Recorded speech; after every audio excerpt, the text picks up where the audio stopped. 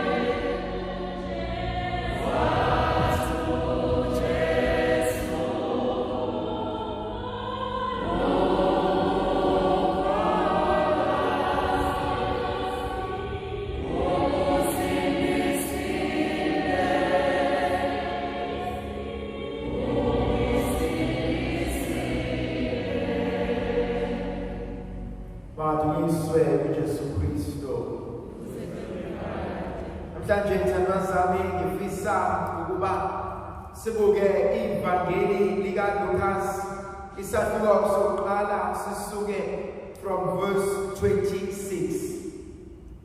Ingelosi uGabriel iyafika uMaria ithi wena ufumene umusa inkosi inawe.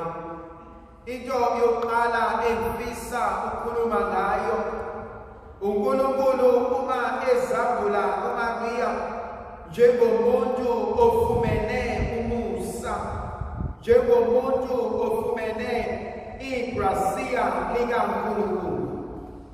Bese ngizibuza umbuzo ukuthi ngabe ngiyalazi yini icebo uNkulunkulu analo ngempilo yami? Ngoba uma ingelosi ithi kuMaria wena ufumene umusa, ngibona ingelosi ifuna ukuyokhumbuza uMaria noma ikuyotshela uMaria ukuthi uNkulunkulu unecebo analo ngempilo yakho. That God has a plan and a purpose for your life. But umbuzo wami ukuthi ngabe ngiyaqonda yini, do I understand the plan of God for me empilweni yami? Athi kuJeremiya, I know the plan that I have for you. Ngiyalazi icebo enginalo ngempilo yakho. Ngiyawazi amaphupho enginawo ngempilo yakho. And so for me now, this becomes absolutely deep. Uma uNkulunkulu ethi uyalazi icebo, uyawazi amaphupho awaphuphayo ngempilo yami. Athi encwadini kaJobe chapter 42 verse 2, athi icebo enginalo ngomuntu wami lingeshintshwe muntu. Ngimbuka uNkulunkulu kunezinto azivumelayo ukuba zenzeke ezimpilweni zethu ukuze icebo lakhe lipheleliswe. Ngibuka uNkulunkulu ethatha uDavide umfana omncane emthethela ukuba ahambe ayokwalusa izimvu zikaJese ubaba wakhe. Ngimbuka uDavide esehlane kugabuka ibhele nengonyama lifuna ukubulala izimvu, kodwa yena ebulala ibhele nengonyama ngezandla zakhe. Ngimbuka uDavide ehlala ehlane izinsuku evikela izimvu zikababa. Bese ngibuka uDavide njengomfana, mhlambe ngokwakhe ubone ngathi uyahlukunyezwa, mhlambe ngokwakhe ubone ngathi abamnakile, but only to realize ukuthi uNkulunkulu was training uDavide for something bigger. uDavide ngelinye ilanga uzoma phambi kaGoliathi ebese yakhumbula ukuthi uNkulunkulu wakwangipha amandla okuba ngihazule ibhele, ngihazule ingonyama. Ngiyamazi uNkulunkulu uhambile nami endleleni, uzohlulwa yini manje ukuthi angisize ngilwisane nesitha sami. Kunezinto izithandwa zami ezenzakelile empilweni yethu ezisilethele inyembezi. Kunezimo esidlule kuzona esithi masibuyele emuva singaqondi ukuthi kahle kahle siphunyuke kanjani lana, kahle kahle nokuhuzuke nawo yindaba ngabanga yinxeba, and only to realize ukuthi uNkulunkulu kunecebo abekade lenza ngempilo yakho. Yazi thandwa zami, kunenkonzo evukayo kumina ukuthi abanye bethu sikhuliswe abazali aba-streets abebenza sure ukuthi uyavuka ngesikhathi esiwukuthi wenza imisebenzi kusizeni, uyafunda ukuzimela, uyafunda ukuzibambela, uyafunda ukuzenzela izinto. Atshele athi mntanami uzongizonda okwamanje, kodwa ngiyothi ngasekho bese uyambonga. So iplani kaNkulunkulu ngempilo yami ngiyayiqonda yini? Do I understand what is it that uNkulunkulu ayifunayo ngempilo yami? Kwesinye isikhathi kumele sivumele inhlupheko. Kwesinye isikhathi kumele sivume ukushayeka. Kwesinye isikhathi kumele sivume ubunzima. Kwesinye isikhathi kumele sivume ukuthi izinto zethu zisuswe kuthina. Kwesinye isikhathi kumele sivume abantu basihleke, ngoba owami ukuthi lokho kwenzakalayo asiso isiphetho sempilo yami, kodwa lokho kwenzakalayo kuqeqeshela icebo uNkulunkulu analo ngempilo yami. Ngibuka insizwa enguMose, lithi izwi likaNkulunkulu umama wakhe esembelethile uFaro efuna ukulala abantwana wakuthatha benomiriam udadewabo bayomthusa babeka bamqashisa emfuleni kakade igama elithi Mose liqonde ukuthi lona odonswe noma otholwe emfuleni. But look at this irony. uMose uhlaliswa emfuleni emanzini eseyingane.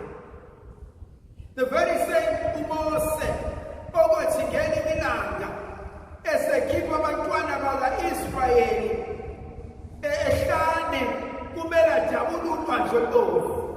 uMose at the age of less than 2 years old wayengazi ukuthi uNkulunkulu uyaprepare ukuba yena namanzi kube yinto eyodwa khona ngelinye ilanga eyokuma phambi kwamanzi aphakamisa induku ebese amanzi ekuthobela ebese yavuleka. The very same water azobulala amaGibhithe. I'm not sure when there is when they show. Sometimes hlala emanzini. Sometimes hlala ehluphekeni.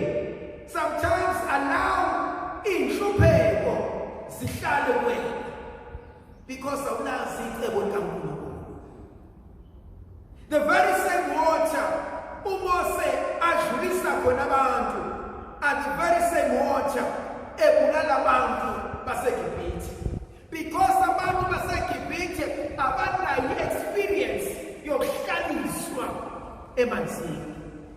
uMose uyabaleka eGibhithe ayohlala uJethro aluse izimvu.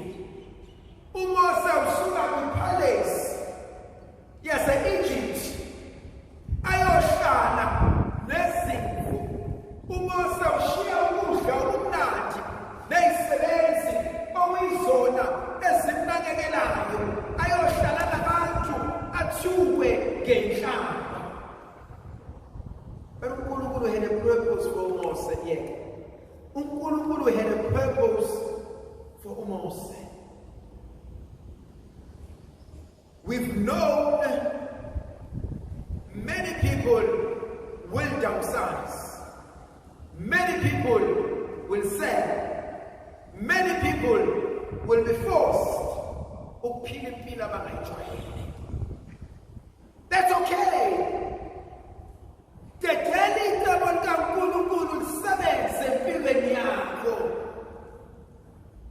Allow uNkulunkulu to shape us. Allow uNkulunkulu asithathele indlela asenze lokho afuna sibe khona. Why must we always resist a change? Why must we always resist a plan kaNkulunkulu? Yes, I'm out and I'm down. Yes, I've lost. Kodwa wena Nkosi uyazi. Abanye bethu are so busy in life. Abanye bethu besenza ukuthanda wethu. Abanye bethu besenzela izinto. Athi uNkulunkulu, I need you ukuhlala phansi. Athi I need you ukuthi uphumule. Athi I need you ukuthi ucabange. Athi I need you ukuthi uzidle. Abanye bethu bahleli phansi balele phansi empedeni bayagula. Athi uNkulunkulu lesifo sisoze simbulale. Kodwa I needed you ukuthi uhlale kulombhede. I needed you ukuthi uhlale phansi. I needed you ukuthi udlule kuzo zonke lezi zinto ukuze icebo lami ngempilo yakho lipheleliswe. Uthi namhlanje uNkulunkulu wethu you're not gonna die insane. Lokho akusoze kwabulala. This is not meant for your end. Kodwa ufuna ukusebenzisa ukuze kwazi ukuvusa amandla empilweni yakho. Allow uNkulunkulu aboNkulunkulu. Trust in His mercy. Yebo mzima, yebo mhlungu. Kodwa sithembe osaziyo nosazelayo akasoze ashiya. Namhlanje uNkulunkulu wethu uthi angiyeke ngiyeke angizona esula manxeba uthi ngifuna hlala amacebe futhi igazi ngifuna isilonda sibonakale khona ngelinye ilanga uzobuka uthi sangena la ekuthiwa ngenwa khona athi saphuma la abantu sebevalile ngabe ngiyalazi icebo uNkulunkulu analo ngomndeni wami. Point yesibili engikhuluma ngayo engiyithandayo ithi ngelosimisa ukhuluma noMaria athi uMaria kuzokwenzeka kanjani zonke lezi zinto. And there are three powerful words for me. Elokuqala ungesabi, do not be afraid. Elesibili, the Holy Spirit will be with you. Elesithathu, nothing is impossible with God. Ongenzeki kubantu uNkulunkulu ungenzeka. So Nkosi ngiyasivuka ngihleli kusona. Kulomdideke ngibona. Kulesifinyaminya ngihleli kusona. Kulezinto engahlangani ngenze njani? Athi uNkulunkulu wesaba. Wow, sabani. Athi ungesabi. There's no need to fear. I trust me. Athi ngicela ungathembe. It's because if you ever reach a stage in your life where you have nothing else to do but to trust. I've done all humanly speaking. Sengikwenze konke ngokwazi nangokuhlakanipha nokuqonda kwami kodwa ngihlulekile. And so I have no any other option but ungathemba uNkulunkulu. Uthi uNkulunkulu wesaba. Just trust me. Musubesaba. Kusasa kuzokwenzakala ni don't worry about tomorrow. As I hold tomorrow in my hands. Because angazi ngizohlala athi uNkulunkulu ungesaba will provide. Hey, we are very quick, we are so quick to forget him. Akaliswe kaNkulunkulu. Siyakhohlwa ukuthi sisuka kude kuNkulunkulu. Siyakhohlwa ukuthi nonyaka sibona mingake sihlalile. Lezi inkinga esibhekene nazo zingawo asiqobelele kuzona. Lokhathazeke sibona manje uke wathembela uThixo. We are so quick to forget the mercies of God. uNkulunkulu asikho isidingo sokusaba. Now Mthandazami is a symbol for me. Akasona isehluleke. Angikaze ngibone kaJehova sengqotshini. So njalo uDavid usengimdala namabanga semwahambeni athi angikaze ngibone kaJehova sengqotshini. Athi nabantwana bakhe beswele umhlaba.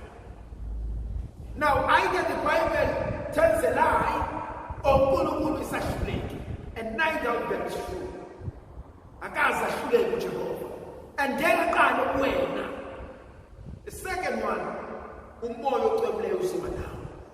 So njalo encwadini evangeli likaMateyu athi bhekani ngiyakuba nani kuze kuphele umhlaba. Ngiyamthanda uNkulunkulu othi ufuna ukubamba ngesandla. Athi I do not know what is going through your life, kodwa I know ukuthi uNkulunkulu uyazikwenzela.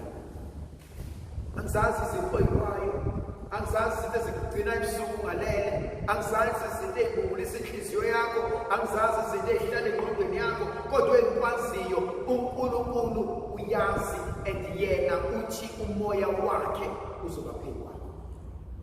Uthi ke lina ngumphostoli Pawuli uthi siyofika isikhathi la inhliziyo zethu ingakwazi ukukhuleka khona, athi umoya kaNkulunkulu uyawububula enhliziyweni zethu. The Spirit will pray in us. Wona umoya osifundisa ukuthi kubulwa kanjani uNkulunkulu. Wona umoya osifundisa ukuba seyithula kanjani uNkulunkulu. Wona umoya osifundisa ukuthi mina Nkosi ngokwami sengihlulekile kodwa wena Nkosi qedela. Wayithi ugogo wami uma ekhuleka athi Nkosi la singafinyelelanga khona sicela wena ngomusa wakho ufinyelele. Lokho mina ngihlulekile ukwenza ngobuntu bami. Wena Nkosi ngokuNkulunkulu bakho uphelelise. Wethandwa zabe singabantu siyahluleka. Amehlethu khona kubukayo, khona hluleka ezothanda khona ezohluleka so kungakahle sibuke kabi kodwa Nkosi wena phelelisa umsebenzi osihlulayo owazi ukuthi siyawudinga gama lesithathe elibalulekile nothing is impossible with God ongenzeki kubantu kuNkulunkulu kuyenzeka musukwenza uNkulunkulu wesihluleki uthi uNkulunkulu encwadi kaMalaki chapter 3 uthi abantu bami bangethembe bezempilo bakhulume nami babone ukuthi ngiyawuvulana amafasitela ezulu behlisele inkosiso zabo abantu bami ababizwa ngegama lami uma bekhuleka befuna intando yami athi ngiyawubenzela uma kodwa bekhuleka bezithoba phambi kokusuka ankaze ngibone kaJehova enqutshini so njalo umkhuleko eNdlovukazi yezulu uthi akaze ngisokale naphakade ukuba khona okwathelwa akaze ngisokale naphakade singamenzisi uNkulunkulu wethu isahluleki